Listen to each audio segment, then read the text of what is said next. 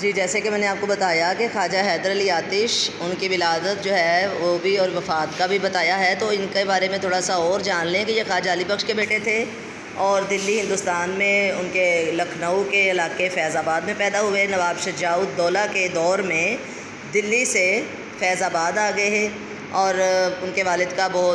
مطلب یہ بہت چھوٹے سے تھے جب ان کی والد کا انتقال ہو گیا، تو یتیمی میں زندگی بسر کی۔ اس لیے ان کے مزاج میں ایک تو ان کی باقاعدہ کوئی تعلیم و تربیت نہیں ہو سکی، کوئی اسکولنگ جیسے باقاعدہ ایک تعلیم حاصل کرنے کا انداز ہے وہ نہیں ہوا، اور دوسرا ان کے مزاج میں ایک شوریدہ سری اور بانک پن تھا۔ شوریدہ سری جو سر میں سما جائے، جو دماغ میں آ جائے وہ کر کے رہنا ہے، اس سے پیچھے نہیں ہٹنا، اور بانک پن معصومیت ہے، یعنی جو والد سر پہ ہو اور بیٹوں میں وہ جو ایک مزاج میں آتی ہے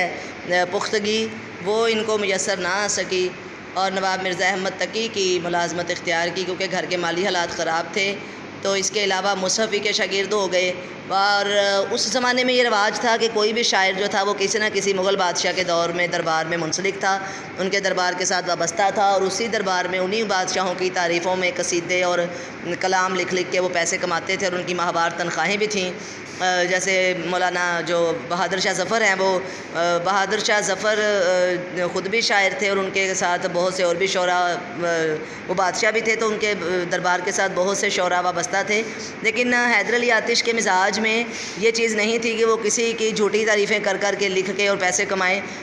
وہ شہنشاہ وقت کی چاپلوسی کرنا یا ان کی خوش آمد میں شاعری کر کے انکم بنانا، یہ چیزیں ان کے مزاج میں شامل نہیں تھی، اس لیے انہوں نے خود کو کسی بھی دربار کے ساتھ نہیں جوڑا، وہ کسی بھی دربار سے وابستہ نہیں تھے۔ جیسے میں نے آپ کو تعارف میں پڑھایا کہ ان کے شاعری میں تصوف تھا، غنائیت تھی، فقر تھا، درویشی تھی، قلندرانہ مزاج تھا۔ تو جو بندہ اللہ کے رنگ میں رنگ جائے، جو پروردگار کی تعریف و توصیف اور مدحت میں مصروف ہو جائے، اس وقت کسی اور دنیا دار کی تعریف میں نہیں لکھ سکتا۔ جیسے آپ نے الطاف حسین حالی کا شعر نظم حمد میں پڑھا تھا کہ جچتا نہیں نظروں میں یا خلت سلطانی، کملی میں مگن اپنی رہتا ہے گدا تیرا۔ جو اللہ کے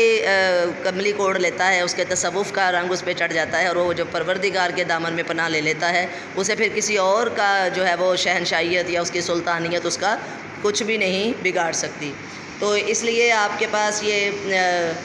پوائنٹ تھے کہ میں ان کو تھوڑا سا واضح کر دوں، ان کی شاعری کے جو خاص باتیں تھیں، جو کلام کی ندرت تھی، اور جو ان کے مزاج کا ایک تعارف تھا، وہ میں نے پیش کیا۔ آپ اس کو اچھے سے یاد کیجیے گا، اور یہی آپ کی ڈائری بھی ہے کہ آپ نے اس سارے تعارف کو اچھے سے یاد بھی کرنا ہے، اور ایک میں آپ کے ساتھ خط کی